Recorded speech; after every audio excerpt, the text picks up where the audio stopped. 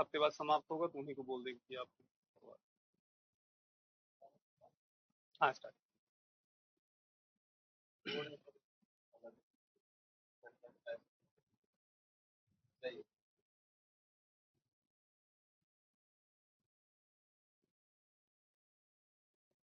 नमस्कार, मैं आशीष सिंह जॉब मंत्रा में आप सभी सम्मानित साथियों का स्वागत करता हूं। साथ ही साथ उम्मीद करता हूं कि आप सभी लोग स्वस्थ होंगे और पढ़ाई लिखाई को लेकर के शानदार प्रक्रिया जारी होगी।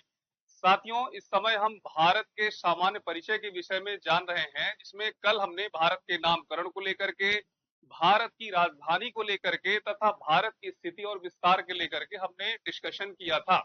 अब उसी के आगे हम लोग स्टार्ट करेंगे, जिसमें आप देखेंगे भारत का जो सामान्य रूप से परिचय है, इसमें भारत की स्थिति में हमने क्षेत्रफल बताया था। आज हम बात करेंगे भारत का अक्षांशीय, ध्यान दीजिएगा, भारत का अक्षांशीय व देशांतरीय विस्तार, व देशांतरीय विस्तार, इसके विषय में हम लोग यहाँ पर जानेंगे। ठीक है, आप सभी लोग जानते हैं कि हमारी जो पृथ्वी है, ठीक है, यहाँ पर थोड़ा सा अगर हम समझने का प्रयास करेंगे कि ये जो हमारी पृथ्वी है, इस पृथ्वी में ये जो लाइंस होती हैं, जैसे कि आप देखें 0 डिग्री हो गया, और इसी तरह से ये भी आपकी लाइंस ही हैं, ठीक है, और कहाँ तक रहती है, लगभग 90 डिग्री नॉर्थ तक रहती हैं। इसी तरह से आप देखेंगे तो सामान्य रूप से ये दक्षिण गोलार्ध में भी ये लाइंस हैं, और इनको भी आप देखेंगे तो 90 डिग्री साउथ तक रहती हैं।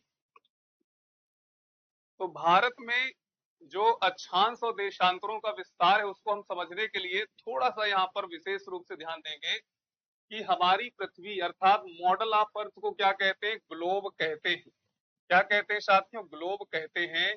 और ग्लोब के निर्माता जो है उन्हें मार्टिन बैहम को माना जाता है। किन्हें माना जाता है, मार्टिन बैहम को माना जाता है, मार्टिन बैहम को माना जाता है। ठीक है, इसी प्रकार से ग्लोब में अक्षांश और देशांतर रेखाओं का जो प्रदर्शन है, प्रदर्शित करना है, ठीक है, इसको सबसे पहले किया था हिप्पाक्रस साहब ने। किन्होंने किया था, हिप्पाक्रस साहब ने इनका समान रूप से सबसे पहले प्रदर्शन किया था ग्लोब में। तो अब आप सभी लोग देख सकते हैं कि हमारी पृथ्वी पर जो क्षैतिज रेखाएं होती हैं, जिन्हें क्षैतिज काल्पनिक रेखाओं के नाम से जानते हैं, ऐसी रेखाओं को ही हम अक्षांश के नाम से जानते हैं। इसी प्रकार से 90 डिग्री में नॉर्थ पोल है और 90 डिग्री साउथ में साउथ पोल है।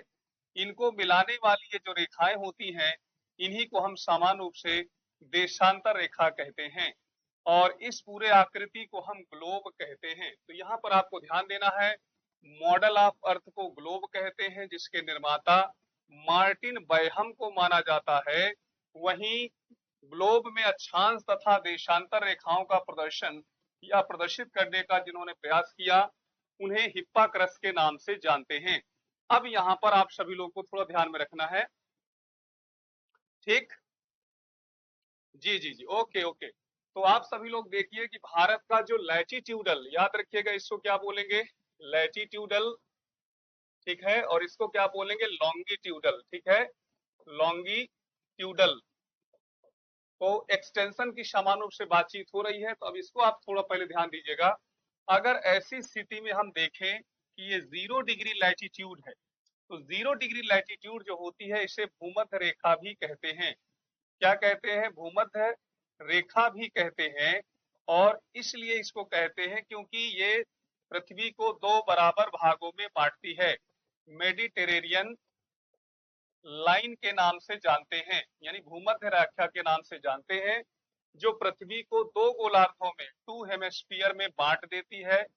2 हेमिस्फीयर, हेमिस्फीयर मीन्स होता है गोलार्ध, क्या होता है, गोलार्ध में बांटती है। ठीक है, एक को हम नॉर्थ हेमिस्फीयर कहते हैं, नॉर्थ हेमिस्फीयर, दूसरे को हम साउथ हेमिस्फीयर कहते हैं। अब प्रश्न यह है कि भूमध्य रेखा अकॉर्डिंग टू, अगर हम इक्वेटर लाइन के हिसाब से देखें, तो पृथ्वी समान रूप से उत्तर गोलार्ध के अंतर्गत आता है।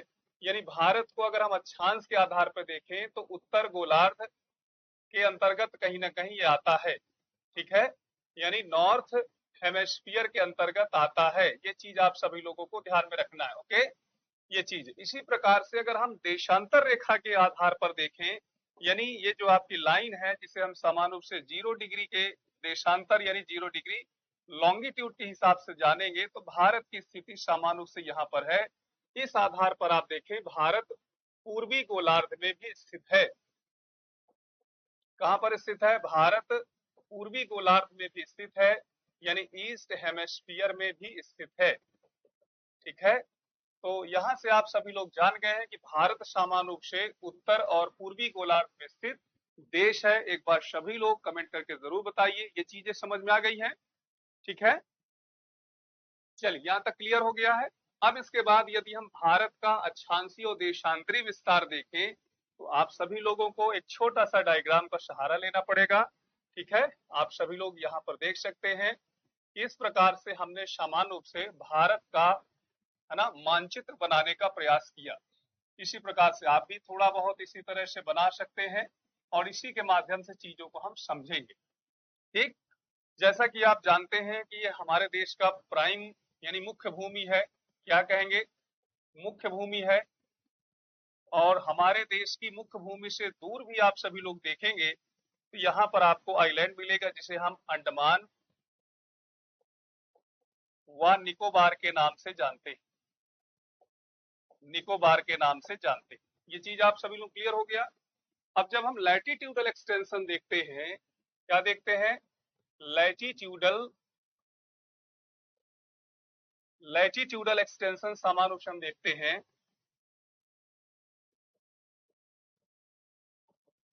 ठीक है, तो आप देखें सबसे पहली बात तो यह है कि मुख्य भूमि का अगर हम देखें तो भारत आप सभी लोग जानते हैं कि 8 डिग्री 4 मिनट नॉर्थ से लेकर के, नॉर्थ क्यों कहेंगे? यहाँ पे साउथ भी तो कहा जा सकता है, क्या ऐसा कह सकते हैं?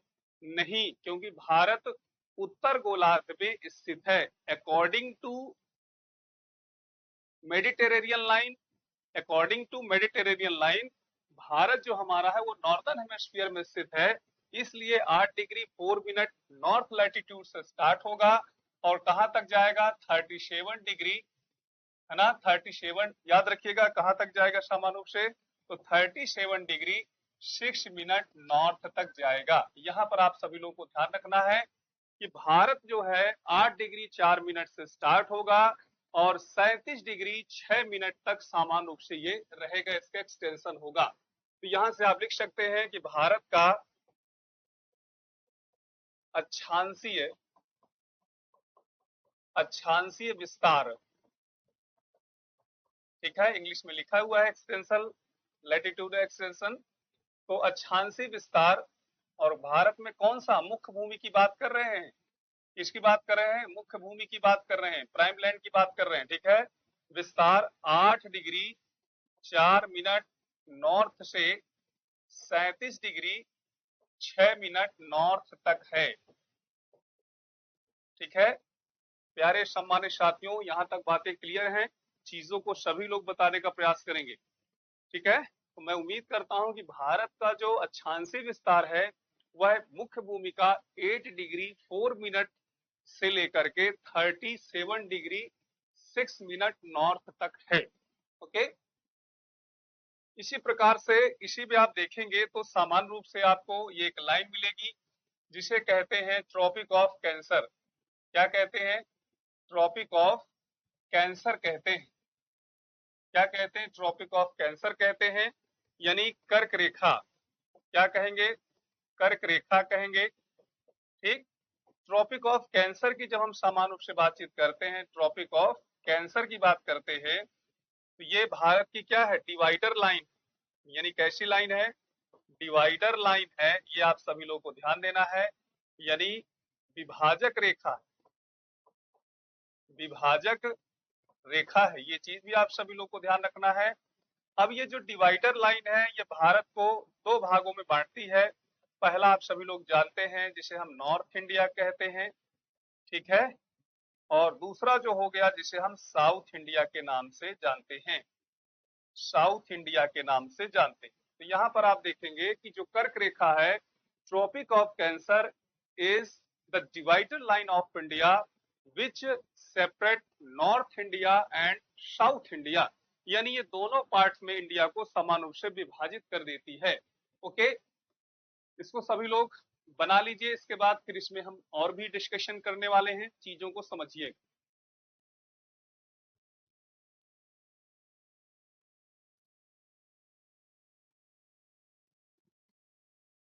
आगे बढ़े, चलिए अब ध्यान दीजिएगा। आप यहाँ पे लिखेंगे कि जो ट्रॉपिक ऑफ कैंसर है, ट्रॉपिक ऑफ कैंसर है यानी कर्क रेखा जिसे कहते हैं, ठीक है, कर्क रेखा, it is passes 8 Indian state, ठीक है, जो भारत के जो भारत के 8 राज्यों, कितने राज्यों, 8 राज्यों से होकर गुजरती है, गुजरती है। क्या आप सभी लोग जल्दी से टाइप कर सकते हैं कि वो 8 राज्य कौन से हैं? बताने का प्रयास करें। ठीक, गुजरात हो गया, इसी प्रकार से देखेंगे तो राजस्थान हो गया, राजस्थान, फिर इसके बाद मध्य प्रदेश हो गया, ठीक, फिर आगे ध्यान दीजिएगा छत्तीसगढ़ हो गया, छत्तीसगढ़ हो गया, फिर इसके बाद झारखंड हो गया और पश्चिम बंगाल हो गया। क्या हो गया? पश्चिम बंगाल हो गया। ध्यान दीजिएगा 6 हो गए हैं। इसी तरह से 7 नंबर पर आप त्रिपुरा को लिखिए, त्रिपुरा हो गया, और इसी प्रकार से आप देखेंगे तो मिजोरम हो गया। यानी भारत के 8 राज्यों से ये लाइन गुजरती है, जिसमें गुजरात, राजस्थान, मध्य प्रदेश, छत्तीसगढ़, झारखंड और पश्चिम बंगाल, त्रिपुरा है, इसी प्रकार से मिजोरम।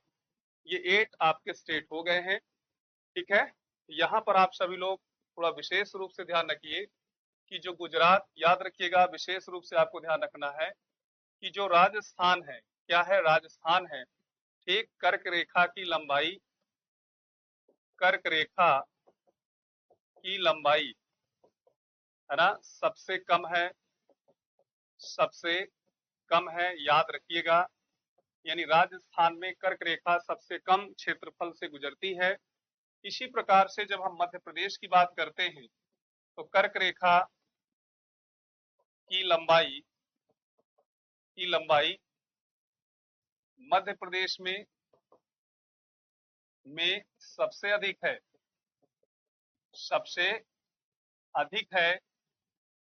ये चीज आपको ध्यान रखना है। यानी आप देखेंगे तो smallest length of the tropic of cancer in Rajasthan and longest length of the tropic of cancer on Madhya Pradesh. यानी दोनों चीजों को यहां पर आप सभी लोगों को अच्छे से नोट करना है।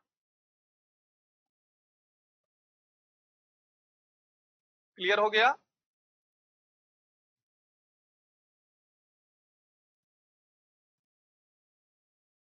चलिए अब इसके बाद ध्यान दीजिएगा, आगे जब हम बढ़ते हैं तो थोड़ा सा पीछे आकर के ये जरूर देखना पड़ेगा कि मुख्य भूमि का तो ये लैटिट्यूडल एक्सटेंशन रहा। अगर हम मुख्य भूमि से दूर की बातचीत करें तो Andaman Nicobar, it is the UT of India that is located in bay of Bengal. Okay, तो यहाँ पर आप देखेंगे कि इसकी जो शुरुआत होती है यह आपका 6 डिग्री 4 मिनट नॉर्थ से शुरू होता है। कहां से स्टार्ट होता है? 6 डिग्री 4 मिनट नॉर्थ से स्टार्ट होकर के 37 डिग्री, है ना, 6 मिनट नॉर्थ तक ये रहता है। तो मैं उम्मीद करता हूं कि इसको भी आप सभी लोग यहाँ पर अच्छे से समझ गए होंगे।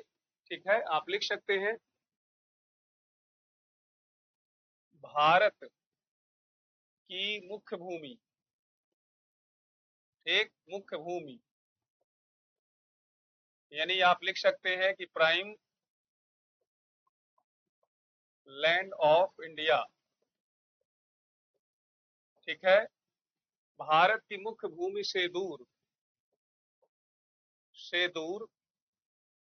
अक्षांशीय विस्तार, अक्षांशीय विस्तार, ठीक है ना। अब यहां पर आप देखेंगे तो आप लिखेंगे 6 डिग्री 4 मिनट नॉर्थ से लेकर के कहां तक है? 37 डिग्री 6 मिनट नॉर्थ तक है। क्लियर? इसको सभी लोग अच्छे से नोट कर लीजिए और इसके बाद हम देखेंगे इसका लॉन्गिट्यूडल एक्सटेंशन। क्या देखेंगे? लॉन्गिट्यूडल एक्सटेंशन समानुपशिष्ट में हम देखेंगे।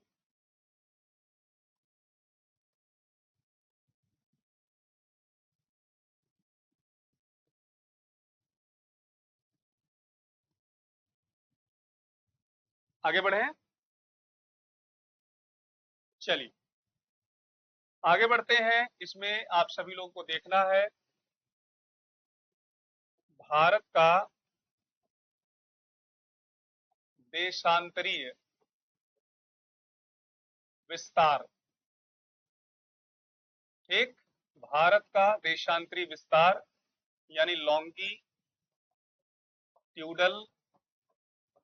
एक्सटेंशन, ठीक, ऑफ इंडिया। इसको सभी लोगों को समझना। तो अभी हमने जो डायग्राम बनाया था उसमें तो सामान्य रूप से आपने अक्षांश रेखाओं की स्थिति के विषय में समझ लिया होगा। अब यहाँ पर सामान्य रूप से हमको किसके विषय में जानना है? तो आप देखेंगे देशांतर रेखाओं के विषय में समझना है। जब देशांतर रेखा की बातचीत करते हैं तो आप सभी लोग जानते हैं कि 68 डिग्री, ठीक है ना, 7 मिनट ईस्ट से ये प्रारंभ होकर के कहाँ तक जाता होगा? 97 डिग्री 25 मिनट ईस्ट तक ये जाता होगा। ठीक है, तो आप सभी लोग स्टार्ट ऐसे लिख सकते हैं कि the longitudinal extension begins from, ठीक है, 68 degree 7 minute east to 97 degree 25 minute, ठीक है, ईस्ट। ऐसे आप लिख सकते हैं। तो आप लिखेंगे देशांतरीय विस्तार, देशांतरीय विस्तार 68 डिग्री 7 मिनट ईस्ट से, ठीक है, कहां तक? 97 डिग्री 25 मिनट ईस्ट तक है, ईस्ट तक है, ठीक है, जिसमें 82.5 ईस्ट, है ना, 82.5 डिग्री पूर्वी देशांतर, ठीक है, देशांतर भारत के मध्य से होकर, भारत के मध्य से होकर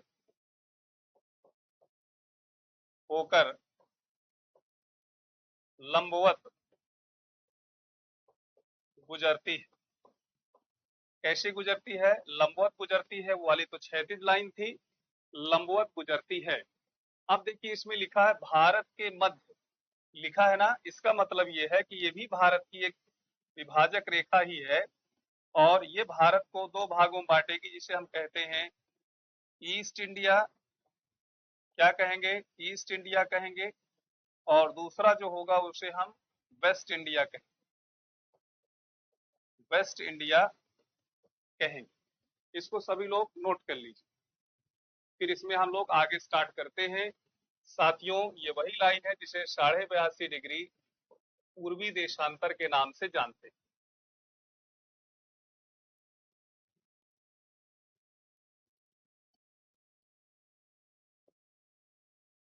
यहां तक क्लियर?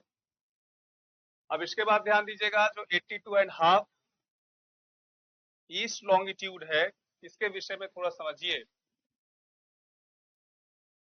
यह भारत की मानक समय रेखा है। कहाँ की है? सीधा सीधा समझिएगा कि ये भारत की क्या है? स्टैंडर्ड, एक टाइम लाइन। ये चीज आप सभी लोगों को समझना है, स्टैंडर्ड टाइम लाइन है, ठीक, जो लंदन, अब लंदन किस देश में है? तो आप सभी लोग जान रहे होंगे, इंग्लैंड में स्थित है जो लंदन। या फिर आप लिख सकते हैं कि 0 डिग्री देशांतर 0 डिग्री देशांतर, ठीक है, या फिर इसी को लिख सकते हैं GMT, या फिर इसी को लिख सकते हैं IST, ठीक, ठीक है, से 5.5 घंटे, कितने घंटे, 5.5 घंटे आगे है, आगे है, याद रखिएगा 5.5 घंटे आगे है। अब प्रश्न यह है कि लंदन या फिर 0 डिग्री या फिर GMT या फिर IST जो है, यहीं से ही इसका समान रूप से बेस क्यों मानते हैं, इसलिए मानते हैं, याद रखिएगा कि याद रखिएगा यूएसए के वाशिंगटन, वाशिंगटन DC का नाम सुने होंगे, अमेरिका की राजधानी है, ठीक है। यहाँ पर सर्वसम्मति से यह समझौता हुआ कि दुनिया के जितने भी देश हैं वह अपने देश का जब स्टैंडर्ड टाइम लाइन यानी स्टैंडर्ड टाइम निकालेंगे तो इसमें बेस किसको माना जाएगा, याद रखिएगा 0 डिग्री देशांतर को आधार मान करके ही किया जाएगा, मान करके किया जाएगा। ये चीज आप सभी लोग ध्यान रखिएगा।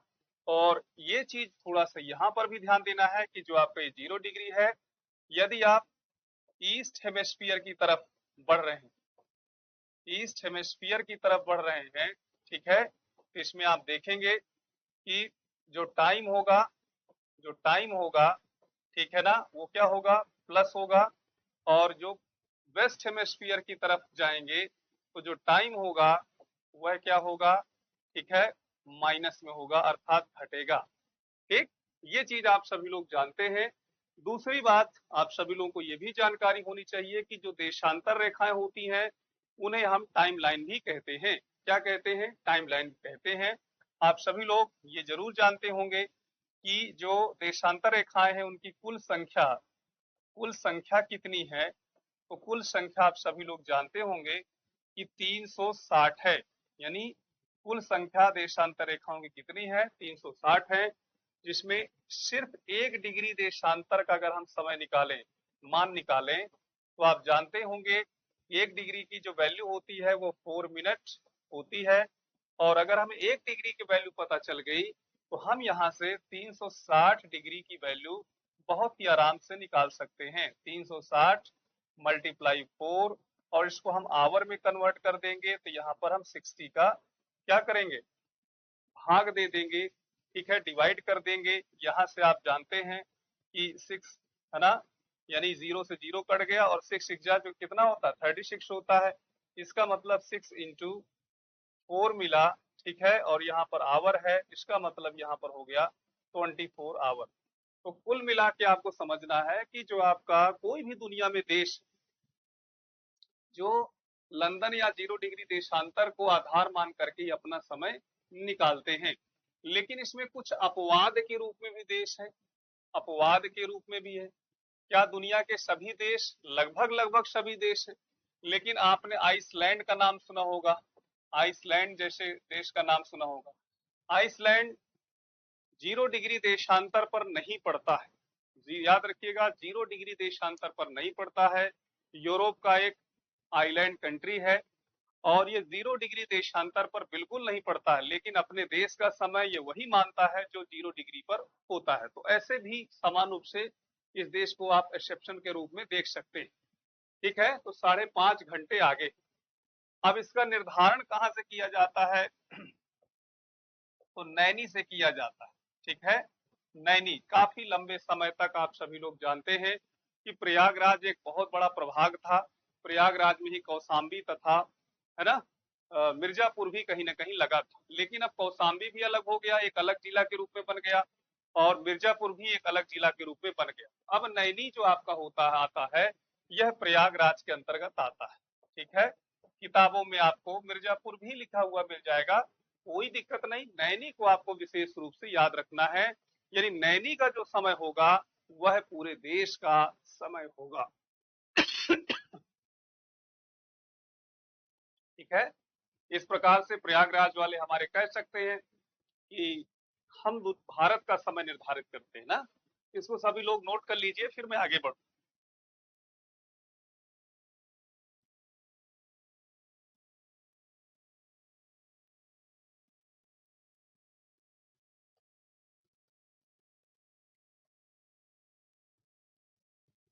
चलिए, यहां से क्लियर। अब आगे ध्यान दीजिएगा कि जो 82.5 डिग्री, ठीक है, पूर्वी देशांतर है, पूर्वी देशांतर है, ठीक है ना, यह भारत के 5 राज्यों से गुजरती है। कितने राज्यों से? 5 स्टेट से गुजरती है। अब इन 5 स्टेट्स के आप सभी लोगों को नाम यहाँ पे लिख लेना। जैसे आप सभी लोग जानते होंगे, ये जो आपकी लाइन है, ठीक है, उत्तर प्रदेश से हो गया, उत्तर प्रदेश से गुजरती है। इसी प्रकार से मध्य प्रदेश से भी ये लाइन गुजरती है, ठीक। फिर इसके बाद छत्तीसगढ़ से भी ये लाइन गुजरती है।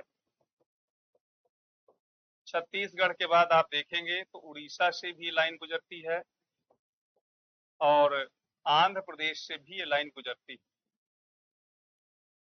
आंध्र प्रदेश से भी ये लाइन गुजरती है। ओके, तो ये चीजें आप सभी लोग को लिख लेना है। अब एक यहाँ से प्रश्न आता है, ठीक है, कि जो कर्क रेखा है, कौन सी रेखा है?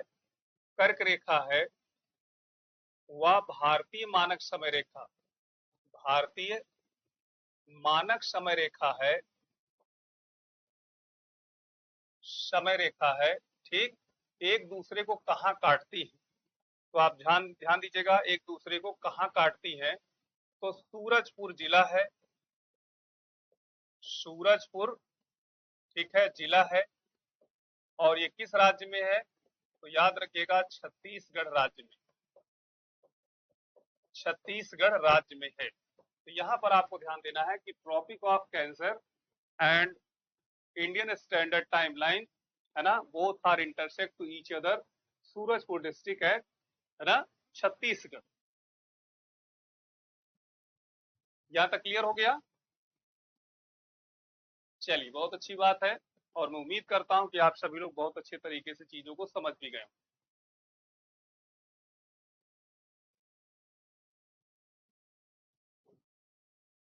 क्लियर? अब इसके बाद ध्यान दीजिएगा, भारत का समुद्र क्षेत्र विस्तार, ठीक, ये चीज आपको यहाँ पर ध्यान देना है। जैसा कि आप सभी लोग जानते हैं, मैं शुरू से ही बताते चला आया कि भारत एक प्रायद्वीपीय देश है। कैसा देश है? प्रायद्वीपीय देश है, जहां पर आप देखेंगे तो इधर हिंद महासागर है, हिंद महासागर हो गया। इसी प्रकार से भारत के पूर्वी क्षेत्र में आप देखें तो बंगाल की खाड़ी हो गया, बंगाल की खाड़ी हो गया। और इधर की तरफ आप देखेंगे तो अरब सागर हो गया। और ये हो गया पूरा का पूरा, ठीक है, प्रायद्वीपीय भारत, प्रायद्वीपीय भारत, ठीक है, जिसे हम कहते हैं पेनिनसुला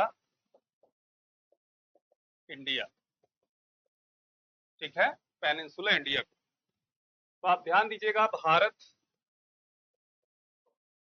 ठीक, एशिया महाद्वीप, भारत एशिया महाद्वीप, यानी एशिया कॉन्टिनेंट, एशिया महाद्वीप के दक्षिण, ठीक है, साउथ, दक्षिण में हिंद महासागर, हिंद महासागर व उसकी शाखाओं, हिंद महासागर व उसकी शाखाओं। अब ये शाखाएं कौन सी हैं? तो आप बताएंगे कि बंगाल की खाड़ी, ठीक, और अरब सागर, अरब सागर, ठीक है, द्वारा तीन ओर से घिरा हुआ है, तीन ओर से घिरा हुआ है, घिरा हुआ है। ठीक, ध्यान दीजिएगा, भारत एशिया महाद्वीप के दक्षिण में हिंद महासागर व उसकी शाखाओं, ठीक है, से तीन ओर से घिरा हुआ है। और जब तीन ओर से घिरा हुआ है इसीलिए इसको प्रायद्वीपीय भारत कहते हैं। अब ध्यान दीजिएगा, भारत हिंद महासागर, कौन सा महासागर? भारत हिंद महासागर में केंद्रीय केंद्रीय स्थिति रखता है, केंद्रीय स्थिति रखता है, ठीक है, केंद्रीय स्थिति रखता है। परिणाम स्वरूप ठीक, परिवहन, जल परिवहन जिसे कहते हैं, व्यापार तथा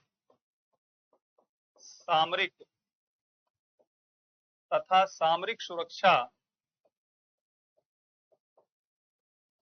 की दृष्टि से अनुकूल है, अनुकूल है। ध्यान दीजिएगा, हिंद महासागर भारत के जल परिवहन को लेकर के, अंतर्राष्ट्रीय व्यापार को लेकर के तथा सामरिक सुरक्षा की दृष्टि से बहुत ही ज्यादा महत्वपूर्ण है, ठीक है। और यही महत्वपूर्ण जब चीजें रखता है तो भारत का जो पड़ोसी देश है जिसे हम चीन के रूप में देखते हैं, ठीक है, जो भारत के साथ दूसरी सबसे लंबी सीमा बनाता है, लेकिन चीन के पास हिंद महासागर में कोई कनेक्टिविटी डायरेक्ट तो नहीं है, ये चीज आप सभी लोग जानते होंगे। इसलिए कहीं ना कहीं पड़ोसी देश जो होते हैं दो ही प्रकार के मित्रवत होते हैं। जैसे आप देखिए तो सामान्य रूप से नेपाल हो गया, विदाउट वीजा आप भी आ सकते हो, विदाउट वीजा वो भी जा सकते हैं, लेकिन कुछ ऐसे देश हैं जिनको हम शत्रु कैटेगरी में समान रूप से रखते हैं।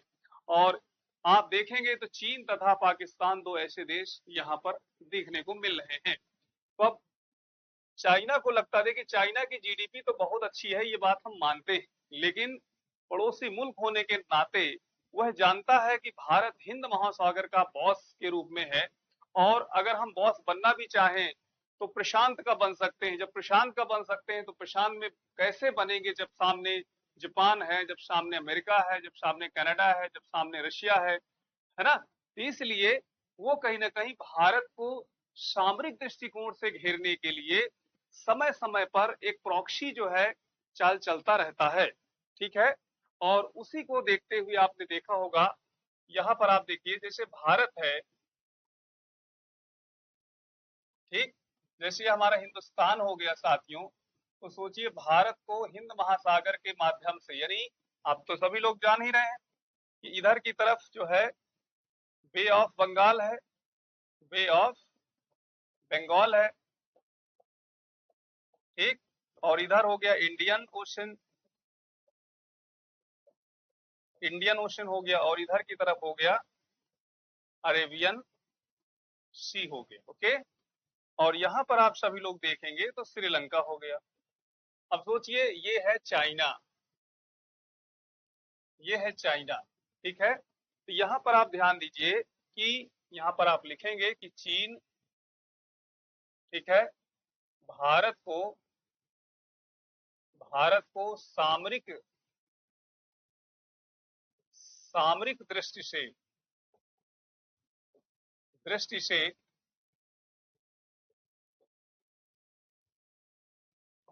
सामरिक दृष्टि से घेरने के लिए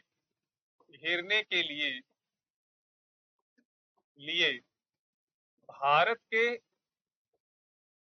पड़ोसी देशों, कौन से देशों? भारत के पड़ोसी देशों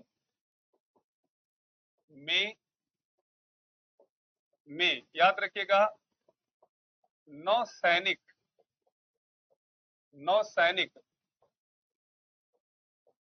अड्डे बनाया है या विकसित किया है? बनाया है। अब साथियों ये हमारे जमीन में तो बना नहीं रहा। जो चाइना की जब बातचीत करें, मैंने आपसे कहा कि हिंद महासागर, भारत हिंद महासागर पर केंद्रीय स्थिति रखता है, इसका मतलब देखा जाए तो भारत हिंद महासागर का बॉस है, और चीन को ये बात कहीं ना कहीं सूझती नहीं है, ठीक है ना। इसलिए चीन भारत को आर्थिक रूप से है ना, व्यापारिक दृष्टिकोण से तथा सामरिक दृष्टिकोण से कमजोर करने के लिए एक चाल चली है कि भाई जो भारत के पड़ोसी देशों में जैसे श्रीलंका हो गया, इधर की तरफ देखेंगे तो पाकिस्तान हो गया, इधर की तरफ देखेंगे तो बांग्लादेश हो गया, ठीक है, और ये श्रीलंका हो गया, ठीक है। इन देशों में इसने क्या किया है, नौसैनिक अड्डों का निर्माण किया। अब जैसे नौसैनिक अड्डों की बातचीत करें तो जैसे इसने बांग्लादेश में जिस नौसैनिक अड्डा का निर्माण किया है, बांग्लादेश में, याद रखिएगा इंपॉर्टेंट है प्रश्न यहां से, बांग्लादेश में है, उसे पायरा बंदरगाह कहते हैं। कौन सा बंदरगाह? पायरा बंदरगाह कहते हैं। ओके। दूसरा यहां पर आपको समझना है श्रीलंका। श्रीलंका पर इसने क्या किया, तो श्रीलंका पर आपने देखा कि हम्बन टोटा बंदरगाह का निर्माण इसने करवाया। इसी तरह से तीसरा नंबर है पाकिस्तान। पाकिस्तान में भी इसने ग्वादर बंदरगाह का निर्माण करवाया, ग्वादर बंदरगाह का निर्माण करा। इस प्रकार से आप देखेंगे कि भारत को ये समुद्र के रास्ते घेरने का प्रयास करता है, ठीक है। अगर इनकी हम नंबरिंग किए हुए हैं तो एक नंबर यहाँ पर आप लिख सकते हो, दूसरा नंबर यहाँ पर, और तीसरा नंबर यहाँ पर लिख सकते हो। भाई बंदरगाहों के सामने नंबरिंग लिखा हुआ, ठीक है। इस प्रकार से भारत को चाइना घेरने का प्रयास कर रहा है। अब आप ही बताइए कि भारत क्या करे। तो याद रखिएगा, इस समस्या से निजात के लिए भारत ने क्वाड का नाम सुने होंगे, क्वाड और I2U2, है ना, जैसे संगठन का हिस्सा बना, क्वाड का हिस्सा बना और I2U2 का बना, ठीक है। तो ये चीजें आप सभी लोग को समझना। I2U2 मतलब इंडिया, इजराइल, यूएई और यूएसए। इसको नोट कर लीजिए सभी लोग।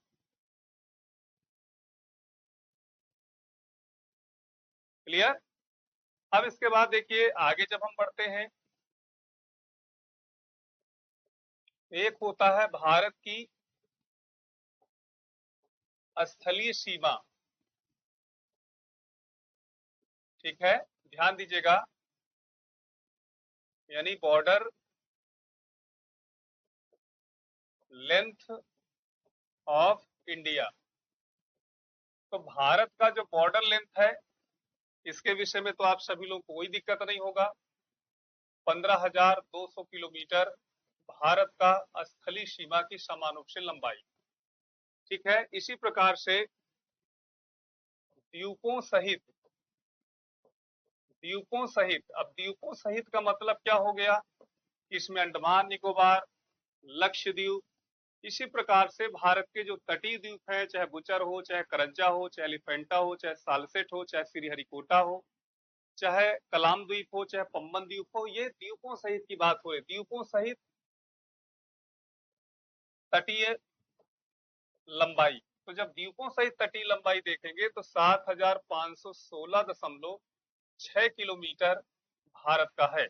हालांकि सिर्फ अगर आपसे कोई पूछे कि सिर्फ तट रेखा की लंबाई कितनी है, तट रेखा की लंबाई कितनी है, तो फिर अब आपको 6,100 किलोमीटर बता देना।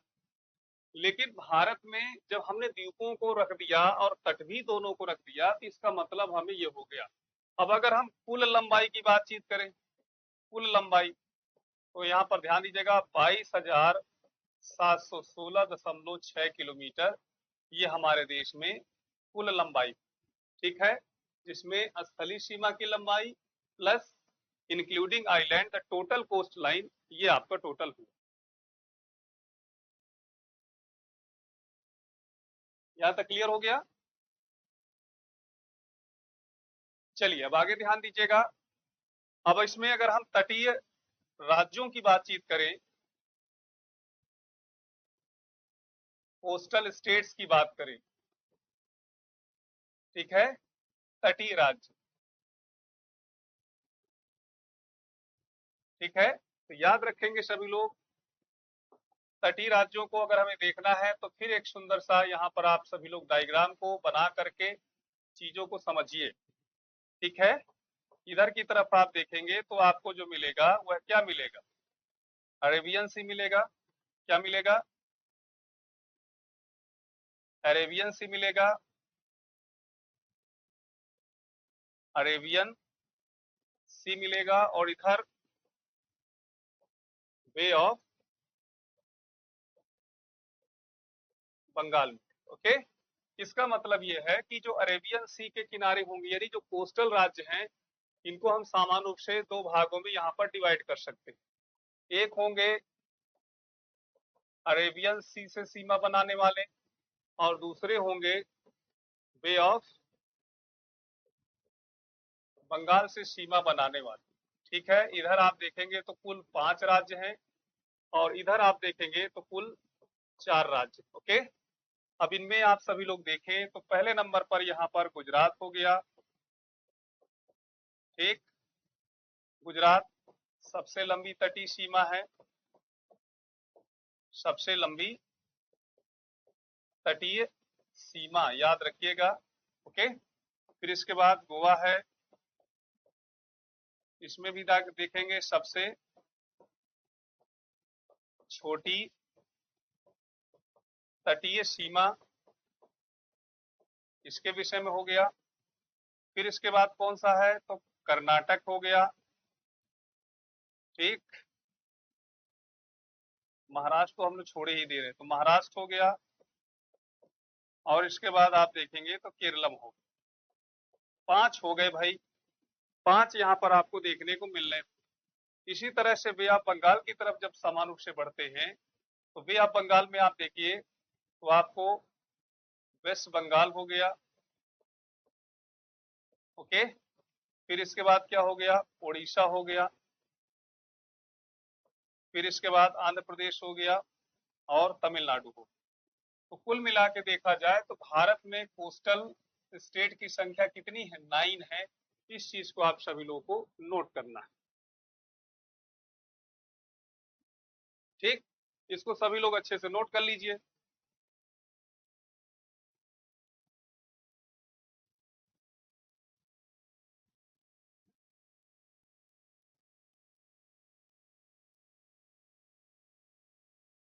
यहां तक हो गया।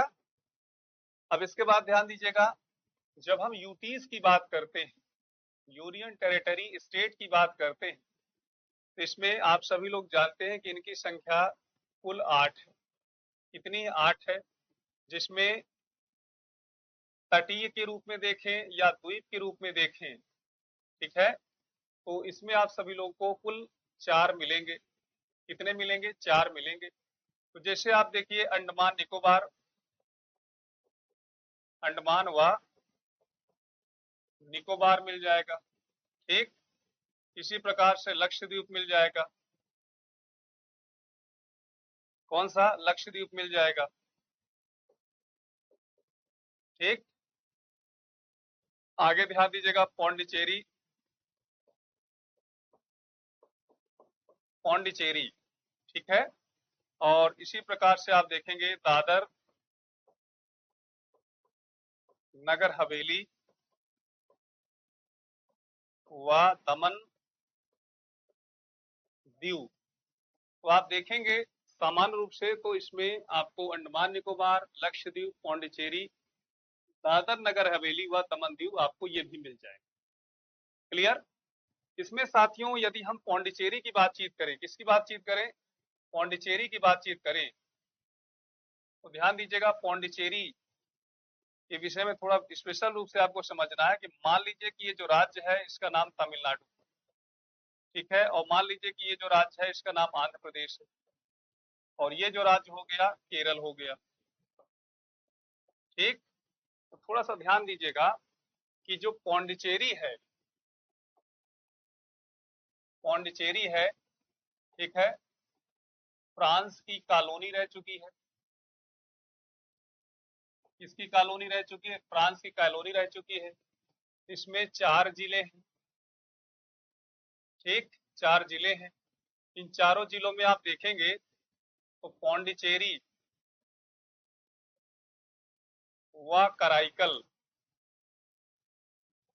कराईकल ये तमिलनाडु सीमा के अंतर्गत है। इसी प्रकार से आप देखेंगे तो आपको मिलेगा यनम। तो यनम आपका आंध्र प्रदेश सीमा के अंतर्गत है, और एक है माहे, तो ये केरलम सीमा के अंतर्गत आता है। इसको जरूर सभी लोग याद रखिएगा। पौंडीचेरी में विधानमंडल याद रखिएगा। पौंडीचेरी में आप देखेंगे तो समान रूप से विधानमंडल की व्यवस्था है, और जैसे दिल्ली में हो गया, जम्मू कश्मीर में हो गया, याद रखिएगा, जैसे जम्मू कश्मीर में हो गया, दिल्ली में हो गया, इसी तरह से पौंडीचेरी में भी आप देखेंगे विधानसभा, है ना। पौंडीचेरी में भी क्या है, विधानसभा है। अर्थात तीनों राज्यों में आप देखेंगे तो सीएम होते हैं। क्या होते हैं? चीफ मिनिस्टर साहब। नोट कर लीजिए सभी लोग।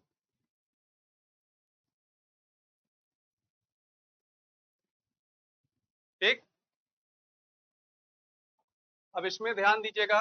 नेक्स्ट है भारत के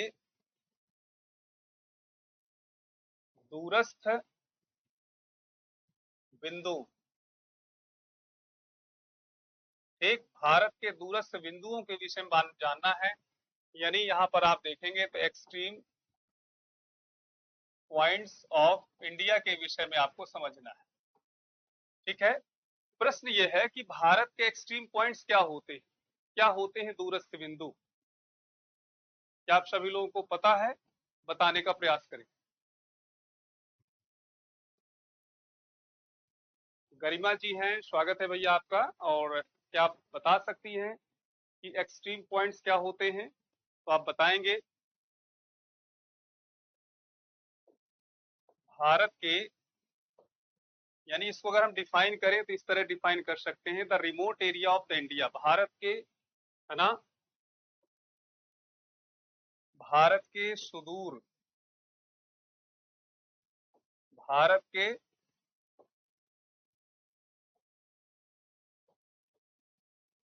सुदूर, ठीक,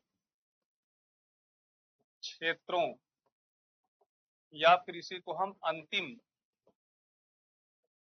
क्षेत्रों को दूरस्थ बिंदु कहते हैं। बिंदु कहते, ये वाला रहेगा, कहते। ठीक, अब इनकी कुल संख्या आप देखेंगे, कुल संख्या तो कितनी है? 5 है। कितनी है साथियों? 5 है। इन पांचों को यहाँ पर आप सभी लोग देख भी सकते हैं। ठीक है, जैसे मान लीजिए कि इस तरह से हमने एक स्केच बनाया, कुछ इस प्रकार से आप सभी लोग इनको देख भी सकते हैं।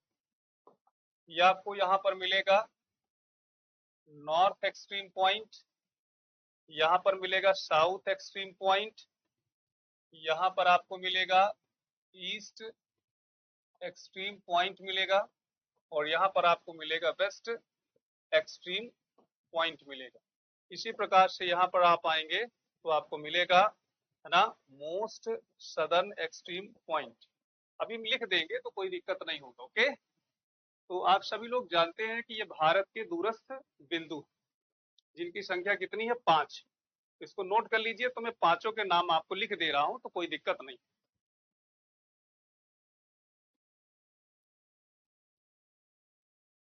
ठीक, चलिए ध्यान दीजिएगा।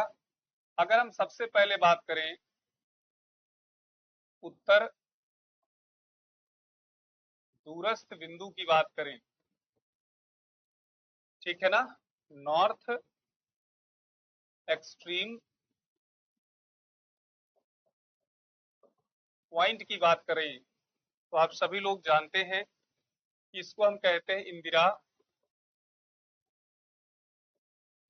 कॉल। ठीक है ना, इंदिरा कॉल कहते हैं, जो लेह, है ना, यानी लद्दाख, है ना, जनपद में स्थित। इस तरह से हम कह सकते हैं कि भारत का सबसे उत्तरी जिला कौन सा है, तो लेह बता सकते हैं। उत्तरी केंद्र शासित राज्य कौन सा है, तो आप उसको लद्दाख बता सकते हो। ठीक है, इसका जो नामकरण किया था, है ना, बुल्क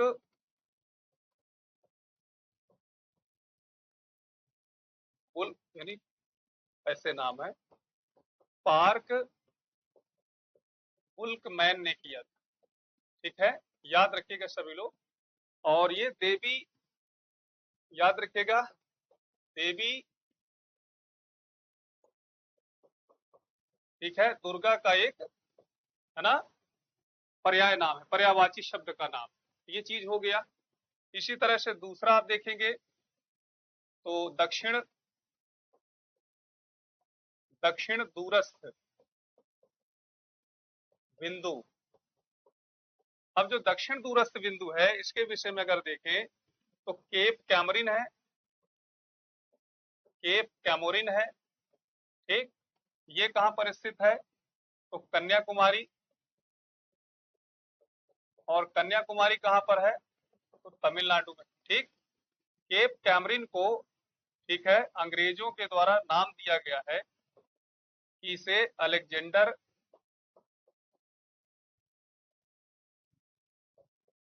अलेक्जेंडर ऑफ ईस्ट कहा जाता।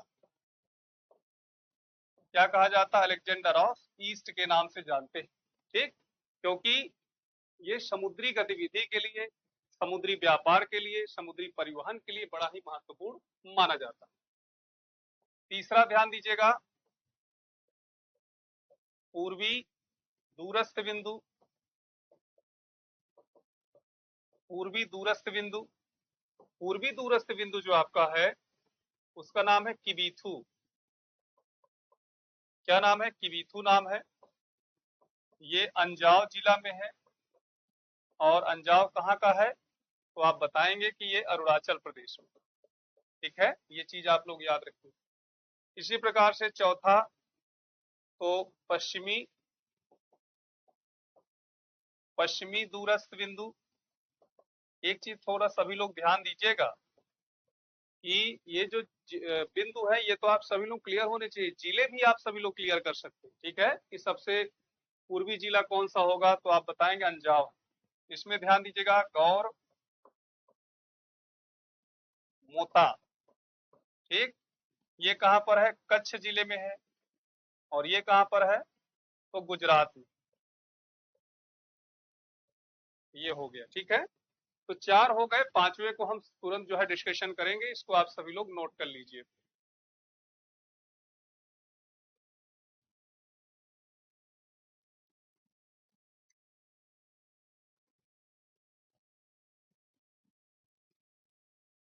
चलिए, ठीक है, इसके बाद नेक्स्ट है,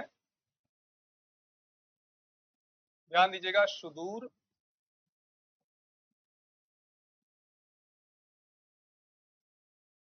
दक्षिणतम बिंदु। ठीक है ना, सुदूर दक्षिणतम बिंदु की बातचीत करें तो इसका नाम है इंदिरा पॉइंट। इंदिरा पॉइंट याद रखिएगा,